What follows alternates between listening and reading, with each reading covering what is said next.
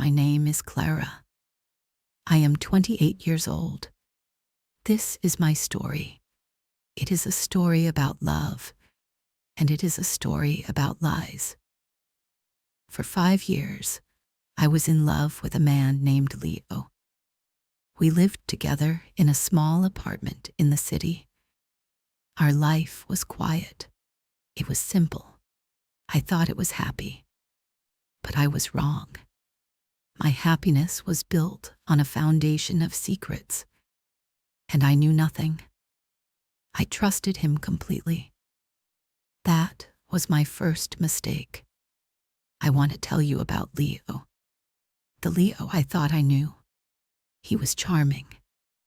He had a smile that made you feel warm inside. His eyes were a soft brown, and they always looked at me with so much love. Or so I thought. He was funny. He made me laugh every day. He would tell me silly jokes.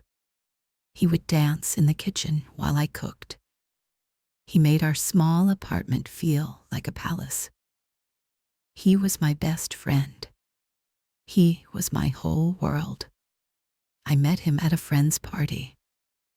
I was very shy then. I stood in a corner holding a cup. I didn't know many people. He walked right up to me. He didn't say hello. He just smiled and said, "You look like you need a better drink." He took my cup and came back with something different. We started talking, and we didn't stop all night. He was easy to talk to. He listened to me, really listened. He asked me questions about my dreams, about my fears. I felt like he could see right into my heart. He told me about himself that night. He said he grew up in a very small town, far away. He described it so well. He talked about green fields and a big river.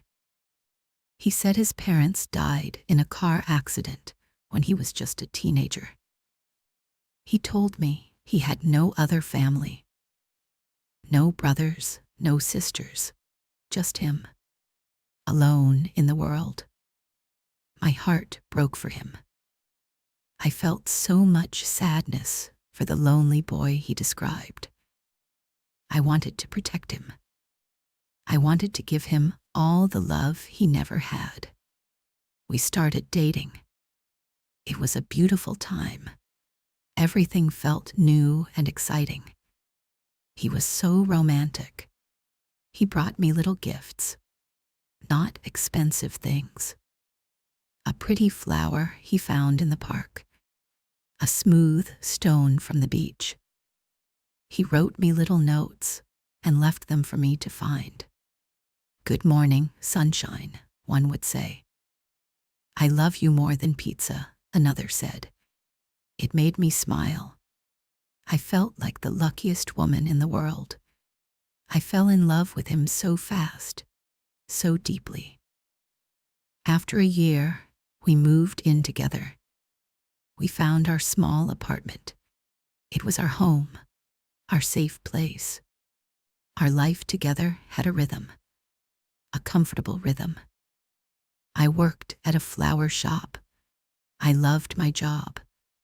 I was surrounded by beautiful things all day.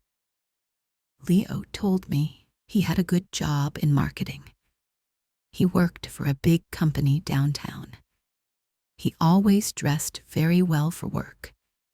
Nice shirts, polished shoes.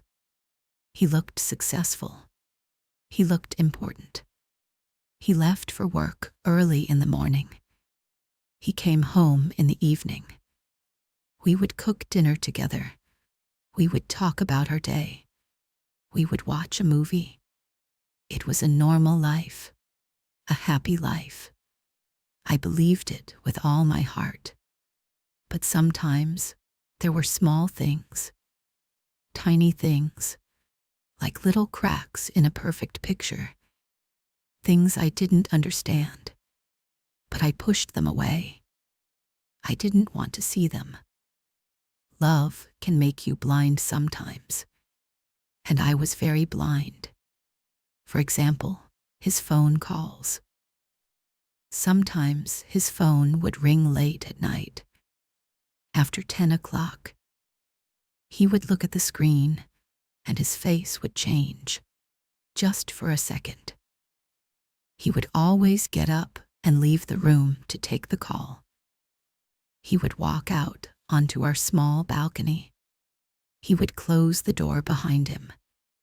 I could see him through the glass. He would talk in a low voice, a quiet, hushed voice. He always looked serious, stressed. When he came back inside, I would ask, "Who was that?" He would always smile his charming smile and say, "Just work, my love." A project emergency. I would nod. "Okay," I would say. I believed him. Why wouldn't I? He was Leo. He would never lie to me. Then there was the money. He had a good job, he said. But he never seemed to have much money. He always paid for our dinners out with his credit card. But sometimes he would ask me for cash. "Clara, my love, can I borrow some money?" he would ask. His voice was always soft and a little embarrassed. "My boss is slow with payments this month. The paycheck is late. I just need a little to get by." Of course, I always said yes. I would go to the bank and take out money for him. I loved him. I wanted to help him. It was our money, I thought. We were a team. I never kept track of how much I gave him. I just gave. And his past, his life before me, it was like a closed book. He told me the story about his parents and his small town. But that was it. He had no old photos, not a single one. "I lost them all in a fire," he told me once. "A small fire in my old apartment before I met you. I lost everything." I felt so sad for him again. To have no pictures of your parents, no memories to hold. He had no old friends either. In 5 years, I never met a single friend from his past. "They all live far away now," he would say. "We lost touch. Life happens." He would look sad when he said it, so I never asked again. I didn't want to make him sad. He said, "I don't need anyone else, Clara. You are my family. You are my whole world." And that made me feel special. It made me feel needed. I didn't realize then that his world was a very small stage. And I was the only audience. The years went by. 1, 2, 3, 4, 5. Our life continued its comfortable rhythm. We talked about the future. We talked about getting married one day. We talked about buying a house. I dreamed of a small house with a big garden. I could plant my own flowers. Leo said he wanted that too. Our dreams were the same. We were perfect for each other.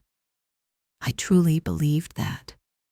The cracks started to get bigger, harder to ignore. One Saturday afternoon, I was at a market in a different part of the city. I was looking at fresh vegetables. I looked up and I saw him. I saw Leo. He was standing across the street. He was not alone. He was with an older woman. She had gray hair and a worried face. They were arguing. I couldn't hear their words, but their bodies were tense. Leo looked very stressed. He ran his hand through his hair again and again. The woman shook her head. She looked angry. and very sad. My heart started beating fast. Who was that woman? A client from work. It didn't look like a work conversation. I wanted to walk over, to say hello. But something stopped me. A feeling. A cold, strange feeling. I just stood there, hiding behind a fruit stand. I watched them for a few minutes. Then the woman touched Leo's arm. He pulled away. He said something sharp. He turned and walked away quickly. The woman just stood there, watching him go. She looked like she was going to cry. That evening, when Leo came home, I tried to be casual. "How was your day, my love?" I asked. "It was good," he said. "Quiet day at the office, catching up on work." He was lying. He was lying right to my face. I knew it, but I was scared to say it.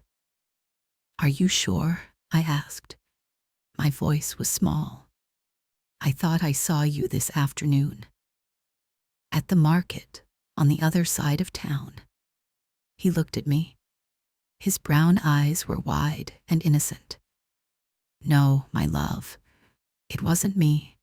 I was at my desk all day. You must have seen someone who looks like me." He smiled his charming smile. He came and kissed my forehead. "There's only one me," he whispered. And I let it go. I let him lie to me. I was a coward. I was so scared of the truth. I was so scared to break our perfect picture. So I helped him lie. I pretended to believe him. But the seed of doubt was planted. A tiny, ugly seed. And it started to grow. I started to notice more things. He was more secretive with his phone. He started taking it with him everywhere, even into the bathroom. He started working late more often. Or he said he was working late. The happy, easy rhythm of our life was gone. Now, there was a tension. A quiet space between us filled with things I didn't know. The end came on a normal day, a rainy Tuesday. Leo was in the shower. I was tidying up our bedroom. His old jacket, one I hadn't seen him wear in a long time, was lying on a chair. I picked it up to hang it in the closet. It felt heavy. Something was in the pocket. I don't know why I did it. It wasn't my nature to be suspicious, to snoop. But that little voice in my head, the one I had been ignoring for so long, was shouting at me. "Look, Clara, look inside." My hands were shaking. I put my hand in the pocket. I pulled out an old, worn leather wallet. It wasn't the wallet he used every day. This one was different, thicker. I hesitated. This felt wrong. It was a violation of his privacy. But it also felt necessary. Like I was standing at a door I had to open. I took a deep breath, and I opened the wallet. The first thing I saw was an identification card, a driver's license. The picture was of a younger Leo. Same smile, same eyes. But the name was not Leo Martin. It was Daniel Novak. And the address was not in a small town far away. It was an address here, in this city, in a neighborhood just 15 minutes away from our apartment. I felt like I couldn't breathe. Daniel Novak. Who was Daniel Novak? I kept looking. My fingers felt numb. Behind the license, there was a small, folded photograph. It was old and creased. I carefully unfolded it. It was a family picture. There he was, Daniel Leo. He was standing with his arm around the same older woman I had seen him arguing with at the market. And next to her was a younger woman with the same brown eyes. They were all smiling. It looked like a happy family, a normal family. On the back of the photo, in messy handwriting, it said, "Mom's 60th birthday, 2019. 2 years ago. He told me his mother was dead. He told me he had no family. I felt a cold wave wash over me. The floor seemed to tilt beneath my feet. Lie after lie after lie. His name, his past, his family. What was real? Was anything real? I put the wallet on the bedside table. I put the photo on top of it, and I waited. He came out of the shower, a towel around his waist. He was humming a happy tune. He stopped when he saw my face. He looked at me. Then he looked at the table. He saw the wallet. He saw the picture. All the color drained from his face. He looked like a ghost. "What is this?" I asked. My voice didn't sound like my own.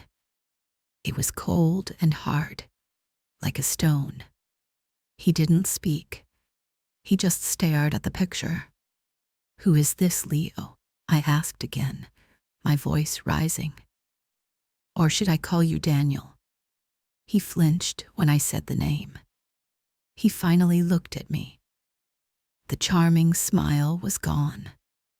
The kind eyes were filled with panic. "Clara," he started. "I can explain." "Explain?" I almost laughed. But it was a sound with no happiness in it. "Explain what?" "Explain how your mother is alive. Explain why you have a different name. Explain the 5 years you have been lying to me." He sat down on the bed. He put his head in his hands. "I was going to tell you," he whispered. "I wanted to." "When?" I demanded. "When were you going to tell me?" "After we got married. After we had children. When were you going to stop lying?" And then the whole story came out. A messy, ugly flood of truth. His real name was Daniel. The woman in the picture was his mother. She lived 20 minutes away. The other woman was his sister. He wasn't an orphan from a small town. He grew up right here in this city. He wasn't a successful marketing manager. He worked as a cleaner in an office building. The same building he said he worked in, but he cleaned the floors at night. He wasn't a manager. He was invisible. "Why?" I asked him. The question came out as a broken whisper. "Why lie about all of it?" He looked up at me. Tears were streaming down his face. "I was ashamed," he said. "I was ashamed of my life. My family is complicated. We argue a lot. My job, it's not a good job. I met you. You were so perfect, so bright. I wanted to be someone you could be proud of. I thought you wouldn't love me if you knew the real me." The boring, poor Daniel. I just stared at him. I couldn't process his words. He thought I wouldn't love him. Didn't he know me at all? "You think I care about money?" I said. "You think I care about what job you have?" "I loved you, Leo. You, the person who made me laugh. The person who listened to me. But that person, he isn't real, is he? He was a character in a story you wrote. The love I felt for him was so big. It filled my whole heart. But in that moment, it just disappeared. It evaporated. And in its place was a huge, empty space. A cold, aching void. The trust was gone. It had been shattered into a million tiny pieces. And I knew, with a terrible certainty, that it could never be put back together. "I need you to leave," I said. My voice was quiet, but it was final. He begged. He cried. He promised he would never lie again. He said he would spend the rest of his life making it up to me. But his words meant nothing. There were just more sounds in the air. How could I ever believe a single word he said again? Every memory we shared was now tainted. Every "I love you" was now a question. He packed a bag. The charming, confident Leo was gone. The man who left my apartment that day was Daniel. A broken, scared stranger. After he closed the door, the silence in the apartment was deafening. It was the loudest silence I had ever heard. The days and weeks that followed were the hardest of my life. I felt lost, adrift in a sea of pain. The truth hurt me. It hurt more than I ever thought possible. It felt like a part of me had died. The part that believed in fairy tales. The part that trusted so easily. I cried a lot. I was angry. I was sad. I was confused. But slowly, very slowly, I started to heal. I had to find myself again. Clara, not Leo's Clara, just Clara. I focused on my work at the flower shop. The simple act of putting flowers in a vase felt like a meditation. It was real. It was honest. I learned a very hard lesson. Love must be built on truth.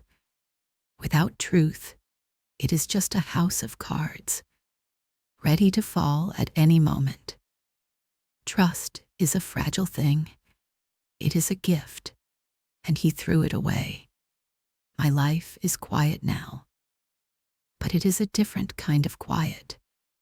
It is a peaceful quiet. It is an honest quiet. I am still healing. I am learning to trust my own feelings again. That little voice inside me, the one that knew something was wrong, I am learning to listen to it. It is my own truth. If you are listening to this story, maybe you feel lost too. Maybe someone has hurt you. Maybe you are scared. Please know that you are not alone. It is okay to be hurt. It is okay to be sad. But you are strong, stronger than you think. You deserve a love that is real. You deserve honesty. The truth might hurt for a while, but a lie hurts forever. Be brave. Choose yourself. Choose truth. You can heal. You can find your way back to happiness. A real happiness. Keep going.